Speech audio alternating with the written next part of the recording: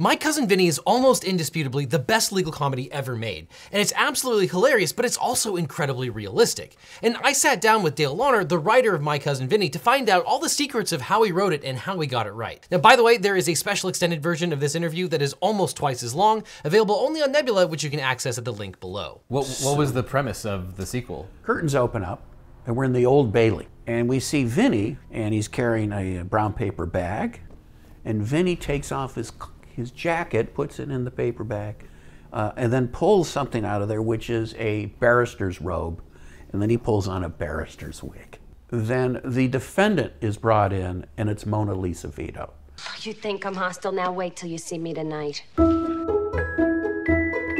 Hey Legal Eagles, today we are going to learn all the secrets of one of, if not the best legal comedy of all time, My Cousin Vinny, because we are here with none other than the writer of My Cousin Vinny, Launer.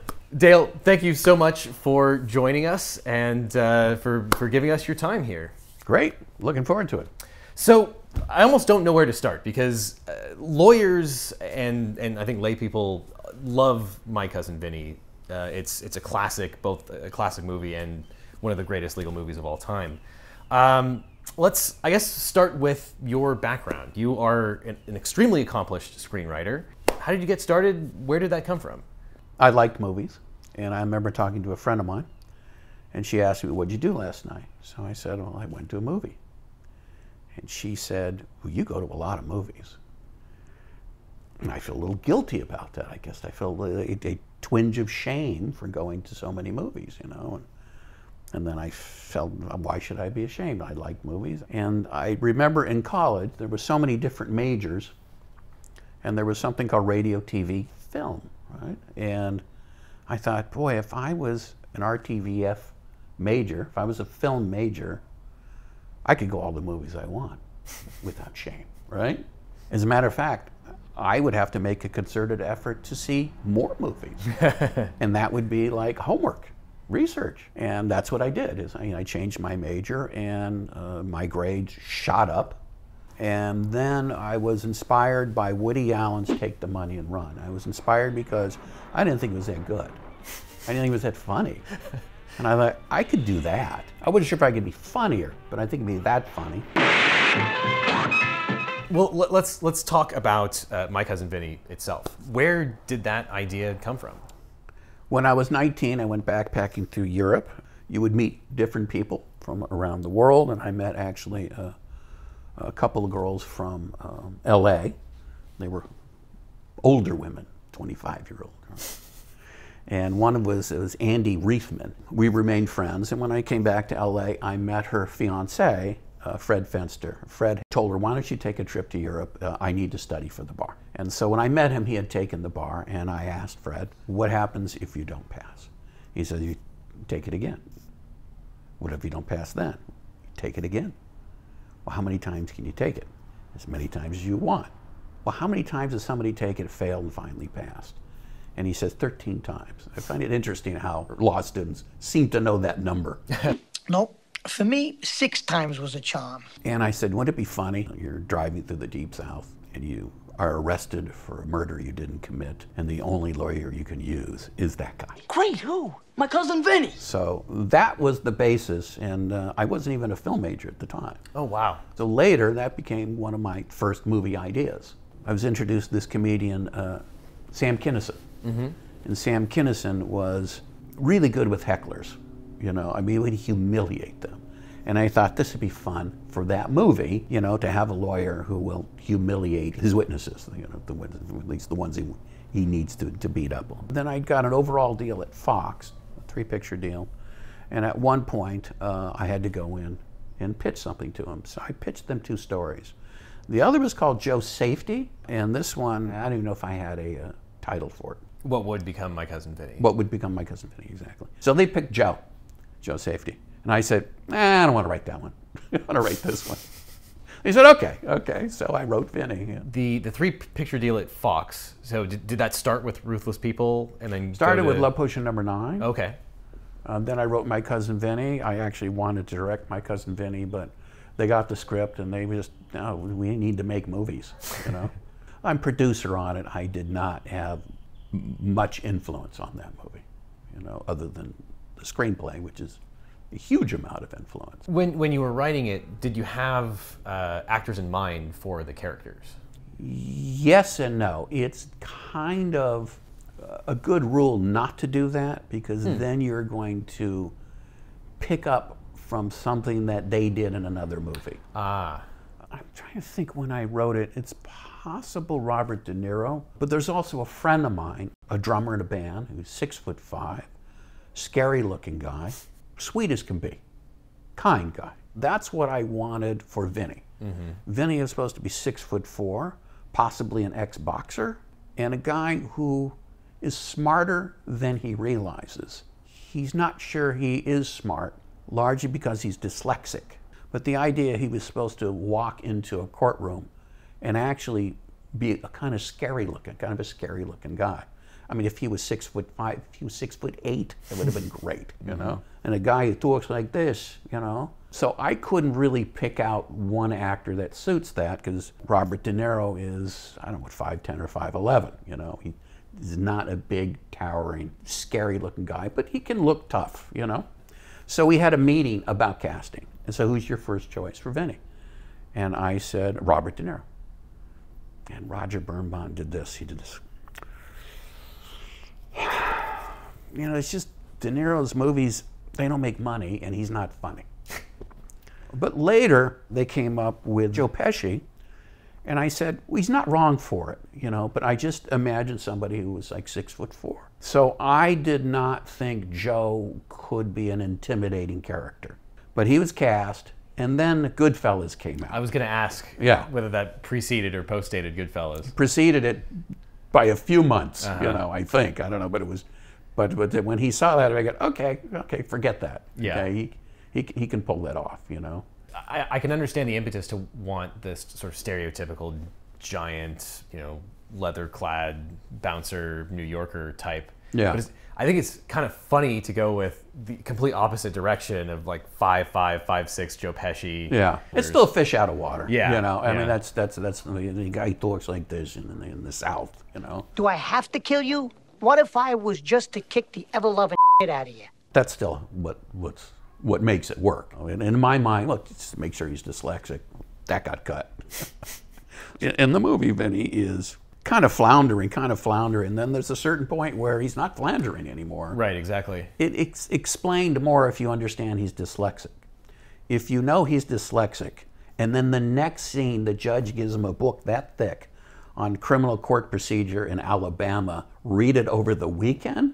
Yeah, you know, if I can disagree with you, so I guess the way Oh, go ahead. The way that it's cut in the movie is the explanation Vinny gives is between your father's garage, your working nights, when was I supposed to go? Yeah. And that's the reason why he can't study for the bar, which from my perspective as a lawyer, that makes perfect sense. You go to law school, you graduate knowing basically nothing about the law or practicing, and then ideally you would spend the next 5 months studying for the bar. Yeah. Unless you go into the big firm world where they will give you a stipend to cover your living expenses. You have to make a living. You gotta eat. To me, in my mind, I conflated all that together, and it made perfect sense for why he took the bar so many times and didn't pass, and also why he doesn't have any actual experience as a lawyer. Yeah. But it ain't no big deal. The movie does not work because of that. This dyslexia was also a little part of the character. He had a certain element of pride there, and didn't, wanted to win the case by himself. But the very, very end of the movie, he's won the case. That's good, and then he's a little disappointed. I was doing it all by myself. She says, "Oh my God, what if you win case after case, you never lose, but at the end you have to thank somebody? What a nightmare, right?" Oh my God, what a nightmare! It's funny, But that's who his character is or was, anyways. After I had written the script, turned it in, one of the executives, president of the studio, said, "Good work, very funny, good job. Do you think you could cut the character of Lisa out of the movie?" I said, "You just honed in on maybe the best thing in the movie and asked me to cut it out." And the Oscar goes to Marissa Tomei in My Cousin Vinny. So then he said, well, you know, she has some really good lines at the end. I said, yeah, but I said, but Vinny has to know all that information to know to put her on the stand. Because a lawyer should not be asking questions he doesn't know the answer to. That's very true. And so when he puts her on there and he describes his case and he says, does the defense's case hold water? And she looks at the pictures and says, No. The defense is wrong. well, that's outrageous. I mean, how would he put her on there and intentionally have her to say, you're wrong? But then she realized there was something there, and they have an even stronger case. Yeah. This is your opinion? It's a fact. So it's a nice, it's definitely a movie moment, you know? You've been a lovely, lovely witness. So I did some research. I flew down to New Orleans, picked up a rental car, drove up to Mississippi, stopped off in Jackson, stopped off in, I don't know, it was Wazoo or something, Mississippi, is some funny name. We're in Wazoo. It's in Beecham County, Alabama, Ma. And then I drove east into Alabama. I stopped off in a city called Butler, small town, and I knocked on the door and I spoke to an assistant district attorney there, and he looked like an actor I knew named Lane Smith. And Lane Smith ended up playing the prosecutor in My Cousin Vinny. Yeah. I was talking to him, and in his office he had some, like, I don't know, stuffed fish or a couple of stuffed heads or something like that. And a lot of the stuff that he said went right into the movie. That says, you know, he was tired of, you know, getting good guys off. You know, wanted to put some bad guys behind bars. Right. Well, that's what I've been doing, and I'm a happier man for it. Now, My Cousin Vinny famously involves two kids who really need a good lawyer, but they have to call their untested cousin. Luckily for you, you don't have to take your chances on the closest person you know. You can come to me and my law firm, the Eagle Team. If you or a loved one is seriously injured, we can help. A free consultation is just a phone call away. If you want Eagle Team on your side, the link is in the description below. I remember going to a restaurant there, and on the menu, on the chalkboard, rather than tell you, you know, was it fried chicken and collard greens or something, it just said breakfast, lunch, dinner. That's all it had, you know. So that goes into the script. I remember Two breakfast. Yeah. Good choice. Two. I was going through a cholesterol issue, you know, and sure, on the griddle, the guy puts in a bunch of Crisco or something, and Vinny says, are you aware of the cholesterol problem in this country, you know? You guys down here hear about the ongoing cholesterol problem in the country. Everybody's very friendly, but everybody's also concerned about being portrayed by Hollywood as a redneck or a hick. Well, I thought it would be great to make it, A, different, otherwise that's a little bit of hackery. Not only making it more authentic, making that part of the plot. And so what was great with the judge, who had gone to Yale, a very good law school. This is not the forum to be cavalier.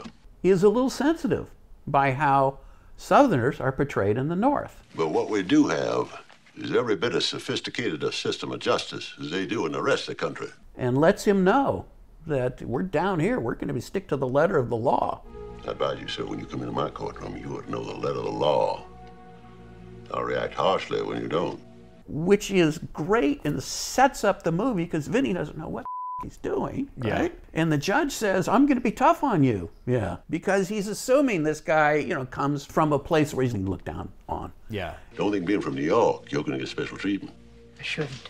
Part of what makes it so enjoyable is that they're facing adversity, but they're not facing like an evil person or a bad guy. And part of what I think makes My Cousin Vinny such a great portrayal of all the characters is that, as you said, the judge, he's not a bad guy. He's not out to punish anyone. Yeah. He just wants his courtroom to effect justice. I really thought I was doing something interesting in there by not having an antagonist.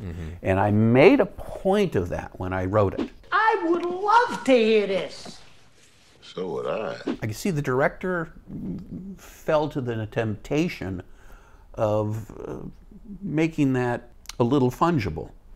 And so I was very sensitive to where, let's say, the prosecutor was getting a little aggressive. Does that mean that you can't answer it? It's a bullshit question. It's impossible to answer. Impossible because you don't know the answer. Nobody could answer that question. Little obnoxious when they put Lisa on the stand, you know, and he's he was a little too much. I would have liked to pull back on that. Objection, Your Honor. Can we clarify to the court whether the witness is stating opinion or fact? I think Lane Smith played it perfectly. I think he did a great job. There's a question about that. The director might have pulled it back a little bit, so we can see he's skeptical, but rather than cackling. Yes. Yeah, that's all. That's all. I just make it a little more subtle. No objection, Your Honor. Well, let's talk about how you were able to make such an accurate legal film. Yes, good point. I have to imagine you talked to some lawyers. You talked to the assistant district attorney, anyone else? Quite crucial in this, and very important, is I have an old friend named Doug Knoll, who was from my high school. I would meet with Doug, and I would bring my laptop. Now, he was a litigator, so I asked him questions, and I remember asking him, which course in law school do they teach a procedure? They don't. That's true. Really? Yeah. I mean, I think I lit up at that point, and I said, well, where do you learn it? And he says, either the firm that hires you, or you go to court and you watch. Really? Yeah. So I wrote that down. It's in the movie verbatim, as he told me. Didn't they teach that in law school? No, that's not what they teach you. They teach you contracts, precedents, interpretations. And then the firm that hires you, they teach you procedures. Or you could go to court and watch. And that becomes the structure of the story. So I would ask him, well, what if he does this? What if he does that, you know? And because I never really knew exactly what the format is. So I figured, let me most people get don't. It. Yeah. And most people who write movies about courtrooms don't. Correct. Now that you've seen My Cousin Vinny, or now that I've written it, you know that's wrong, right? You don't do that, right? You can't say that. You can't get up and walk over there. You can't do all this stuff. No, this is ridiculous, you know? And in comedies, it gets worse and worse and worse, you know? So the idea this is a comedy and it's accurate, it's great. It's kind of a twofer. One might have the impression that law is practiced with a certain degree of informality down here. It isn't. When I remember asking him, you know, and then what happens? Well, you know, there's the opening statement, you know? And the prosecutor presents his case, he may show some evidence and this and that. And then I sat in court and listened to them, and I realized you have to make it not even a tenth the size, you know? Yeah, I mean, real trials go on for days and days and days. Yeah, the opening statement might take an entire day. Oh, yeah. So you have to find a way to condense that, you know? And so then Vinny's got to go up and basically say everything that guy said is bull. He said, yeah. I said, I think I'll have Vinny say that. He laughed, you know? And it's a fantastic line. Yeah. And it works because he doesn't know what he's doing quite yet. Yeah. And of course he's falling asleep because he can't get any sleep. Yeah. Everything that guy just says. And I got to tell you, I mean, that's one of those lines that every lawyer wishes they could say. Yeah. Objection, Your Honor. Counsel's entire opening statement is argument. Objection sustained. There's so much of the movie that gets the nuance of the legal practice right. For example, you have the tire expert who comes in, who is the surprise witness. I'm the Special Automotive Instructor of Forensic Studies for the Federal Bureau of Investigation. You set that up in a way that's pretty close to what you have to do with real experts. Is that something that you talked about, or did you just intuit that that's how you lay the foundation? I think a little bit of both. I also had, I would call it misspent youth in high school, where I was a car nut. And when I was 16, I could tell you the engine displacement, horsepower configuration, carburation, weight, and any engine option of every single car sold in America. I just loved that. I was fascinated with it. You know? Yeah, I wanted to ask you. I'm kind of a car guy, less so now, but I used to be really into cars. And the movie is legally accurate for the most part. Also, it seems to be very automotively accurate as well. And that stuff came off the. I didn't have to do any research for that one. Is that right? Yeah. So well, I was going to ask you: is the correct ignition timing for a 1964 Bel Air with a 327 and a 4-barrel carburetor 4 degrees off of top dead center? Yes. In 1964, the correct ignition timing would be 4 degrees before top dead center. Well, how did you come up with the idea of the piece of evidence that was going to exonerate these two kids were the equally spaced tire tracks and the fact that, you know, it wasn't a live axle when it went up on the curve. Because there is no way that these tire marks were made by a 64 Buick Skylark. These marks were made by a 1963 Pontiac Tempest. I'm not sure exactly how I came up with it. You know, I was a race car fan. I was more of a road racer. And I had a Triumph TR3 in 1958. Little sports car. I have 3 trophies upstairs. But you could see, you know, you understood how positive traction worked. You could see that if you didn't have it, like one tire is going to spin off the drag strip. So you really have to accelerate slowly if you have this regular stock differential. What is positive traction? It's a limited slip differential which distributes power equally to both the right and left tires. So we've talked a lot about the accuracy of the movie. Was that something that was important to you? Is that something that you actively wanted to? Oh yeah. To me, the authenticity gives me a direction as a writer. That every situation is an opportunity, and it becomes a more interesting story. And there's always ways to make things funny. What's interesting about a case and interesting about the law is both lawyers go into it. They know what the other side is going to do. If you show that in a movie and nobody's ever really shown that, there's no story there. You already know what the story's going. You know where it's going. Trotter's files, all of them. You stole his files? There is a brief montage where we see Vinny doing depositions, but it's brief because if we heard him, everything is going to be redundant. You've heard it before, and the idea of bringing in a witness last minute is frowned on. But if you're doing a movie, every movie has a surprise witness coming in. Every single movie, it has to. And I think I have to do that, and I have to address that too, you know. But they brought in their witness, so he can bring in his, which is half the fun. Yeah. It's more than half the fun of the movie, because when she really desperately wants to help, because she sees him floundering around, and it's frustrating for her, and it looks like he's losing the case. What's this? You reading this book? Yeah. Do me a favor, okay? Don't read this book. Okay? Thank you very much. Putting her on the stand is a loving, kind, sweet act. And it's sprinkled throughout the movie that Vinny is a car expert as well. Yeah. And both of them have to have equal knowledge to be able to come to that conclusion at the same time. Yeah. Also, in the way they argue, and that's the dripping faucet scene. Is that a drip I hear? Yeah. You can see that this is a playful argument. Yeah, that's it. It's broken. You sure? But you can also see this is a cross-examination going on, right? Right. And if they do this all the time, right? Maybe you didn't twist it hard enough. I twisted it just right. For sport, you know, it's going to help sort of fine-hone his talents for cross-examination in a courtroom. Yeah. Dead on, balls accurate. It's an industry term. At the time or now, are you familiar with Irving Younger's rules of cross-examination? I might have gotten a copy of that when I wrote it, because it sounds vaguely familiar. It's sort of the Bible of cross-examination. Okay. And there are a lot of things that are done in the various cross-examinations that are right out of absolute textbook correct way of doing a cross-examination. Oh, interesting. Okay. And one of the things that is interesting about the cross-examinations is, you know, even if you are scoring points and destroying a witness's testimony, you don't want to come off as a bad guy. Sure. And you want to do it with empathy to the position of this witness, because they're probably just testifying the best they know how. Yeah. And Vinny exemplifies that, especially in the cross-examination of the old woman with the glasses. He completely destroys her testimony. Yeah.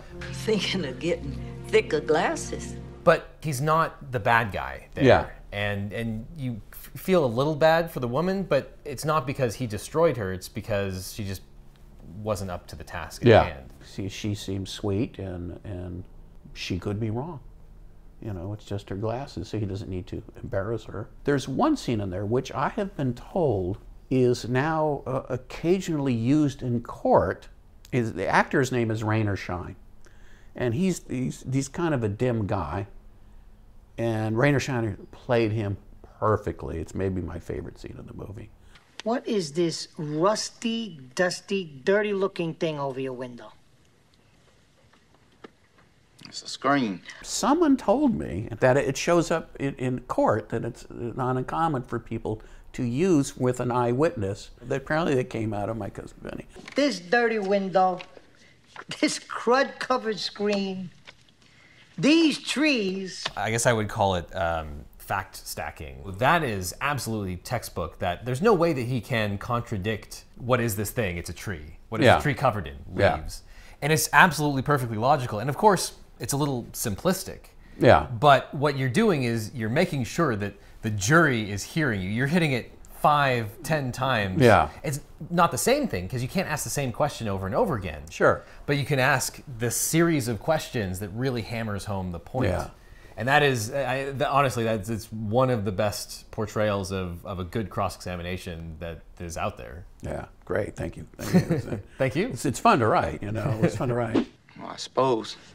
I'm finished with this guy. Did anyone ever consider doing a sequel of My Cousin Vinny? Yes, the studio had contacted me. I came up with an idea. Joe and Marissa were on board. I was told, and just before I finished it, I heard Marissa dropped out. So. Well, I guess that plan's moot. What was the premise of the sequel? Now, there's the screenplay version, and then there's the play version. I turned it into a play, stage play. So I'll give you the pitch for the play version, at least the first act, okay? Because otherwise I can't tell you the entire thing. The curtains open up, and we're in the Old Bailey. And we see Vinny should come in from the back of the theater. And he's carrying a brown paper bag. And Vinny takes off his jacket, puts it in the paper bag, and then pulls something out of there, which is a barrister's robe. And then he pulls on a barrister's wig. Had to do research for this, right? And again, the research just comes up with a lot of fun, a lot of humor, because there's things Vinny doesn't know. Then the defendant is brought in, and it's Mona Lisa Vito. I went to London to do some research, and I spoke with a professor at Oxford. I spoke to a litigator. I spoke to a high court judge. Each one told me very clearly, there's no way you can get Vinny in court. But I found a way to do it, right? And finding all the research just makes the story richer and funnier and more fun, and you learn a lot about the court. I'm sorry the sequel didn't get made, but I hope the play does. Yeah, it could. I don't know. It could. That'd be nice. Any other huge changes that the studio or others wanted and were forced into the movie? I did not have at the very end, the actual murderers being caught. A .357 Magnum revolver was found in their possession. I thought that's adding a little too much. It's being sort of sewing it up a little too neatly and cleanly. But that's not a movie I would definitely want to remake, because I think it's by and large done well. Because mostly you got Joe, you got Marissa, you got Fred Quinn. They were great. Yeah, hard to improve on that. Yeah, agree. Thank you so much for your time. If you haven't seen My Cousin Vinny in a while, go and watch it. It's one of the best legal comedies, or one of the best comedies of all time. So go out and go watch My Cousin Vinny. Dale, thanks so much for telling all the secrets. Thank you. That was fun. Now there's a ton of additional stuff that we covered in this interview, but you can only see it through today's sponsor, Nebula, because all of my videos go up on Nebula way earlier than on YouTube and often include additional content. And the Nebula version of this interview is nearly twice as long. It was a really long, wide-ranging conversation. But on Nebula, it's not just LegalEagle. There's tons of exclusive content from tons of creators. It's the only place where you can watch Jetlag the Game, which is like a better version of The Amazing Race with YouTubers. It's the only place where you can watch new Lindsay Ellis content. It's the only place where you can watch Real Life Lore's Modern Conflict series. It's the only place you can watch PhilosophyTube, aka Abigail Thorne's The Prince. The only place you can watch Patrick Williams' feature-length film, Night of the Coconut. And it's the only place you can watch my class on how to sue like a lawyer and my documentary, Bad Law Words Good. And that is just the tip of the iceberg. So if you'd like to support creators and get access to all of this amazing content, you can use my link that's on screen right now or down in the description, and you'll get 40% off of the annual plan, which comes down to a mere $2.50 a month. So again, to get a huge discount that gets you access to all this amazing content on Nebula, just click on the link below. And after that, click on this link over here for more LegalEagle, or I'll see you in court.